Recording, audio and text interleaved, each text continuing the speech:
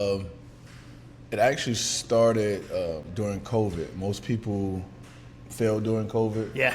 Oh, yeah. COVID was bad for, I would say, about 85, 90% of people. We blew up really during COVID. Funny story about that is I actually left my job of 13 years from the hospital, the only job I ever had in my life. Left there for 13 years. I left there December of 2018, I believe. Yeah, 20 of 18. Bought a food truck already, and I was pursuing catering long time. Yeah, I was going to pursue for catering long term. The food truck was bought Really? for backup for if we didn't have any more caterers and we needed to make more money, stuff like that. So funny, March 2019, COVID hit. Yeah. And we only had a truck out like 2 or 3 different times. And then all my caterings just vanished because everybody canceled. And then it flip-flopped. So it ended up being more on the food truck Right. and no caterings. And then we just blew up from there, just setting up at Sam's Club every day. Really? Yeah, it created a crazy following that way, man, because, like, there was nowhere to eat. You couldn't eat at no restaurant. No. And then everybody was getting supplies from Sam's Club. Yeah. So get supplies. Well, we come out to the weren't food truck. distributors, so the food distributors were struggling with that too. Yeah. We couldn't distribute everywhere. A lot of the trucks weren't able to run. Yeah. It was a tough time. Yeah, it was. Yeah. So we actually made out better than most. So it worked You out. committed to it, and that's one of the things I was about to ask you about was. I've seen a lot of you're talking a lot about this catering thing. Are you bringing that back? Are you jumping back into that? We still do catering. Like that's my bread and butter. Is it? That's your what thing? I like. I ran the catering department at the hospital when I first started this. I started doing catering. That's what I like. So yeah, we still do it, but it's not a lot.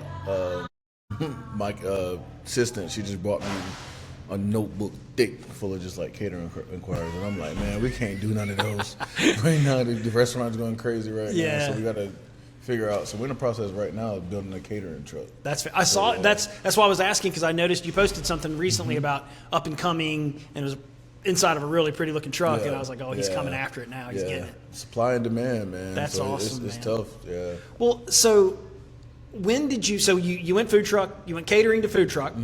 When did you land on Castle Street, and what made you pick this location? It wasn't that we picked this location. It was that it was for sale. So I was never even looking for a restaurant. Oh, you weren't looking for brick and mortar. Never. No. Yeah. It just came about that, hey, this restaurant is for sale. I used to have a guy that used to always come to the food truck all the time, and he worked for Live Oak Bank. And eventually, that's where we ended up getting our loan from Live Oak Bank. They're fantastic. Yeah, and then another one of my friends, Jamar Jenkins, he worked at Live Oak Bank. So he came and was like, yo, booty's for sale. I'm like, man, I can't get that. And he was like, let's try. So we tried. I put in my application and everything for Live Oak Bank.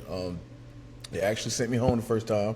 I sat down with Chip, which is the owner of Live Oak. Yeah. And he was like, this stuff ain't adding up right. So the funny part about it is I sat there and did all of this stuff with them in that first meeting. My friend helped me talk. Jamar helped me talk through that meeting, right?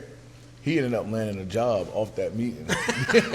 No way. Me. Yeah, it was That's crazy. Hilarious. That's So, awesome. It was crazy. So That's great. When I got all my T's crossed, I's dotted, I came out to that next meeting. I ended up getting a loan from him. So we was able to purchase this. And that was the only reason why we got into a restaurant, because we was able to purchase half of this block on Castle Street. Really? And that was the only reason why we got into it.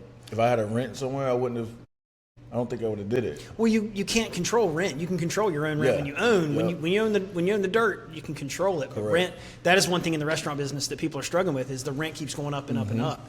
So that was a smart move. That was a good move. Live Oak's such a great company, I love man. them. Yeah. Local, and they take care of they really focus on local, and I love that. That's great. Yep. I don't mean to spin off in a Live Oak Bank commercial, but that's Shoot the commercial for Live Oak Bank. yeah, I should. Shout out I'll Live Oak. reach out. Yeah, call me.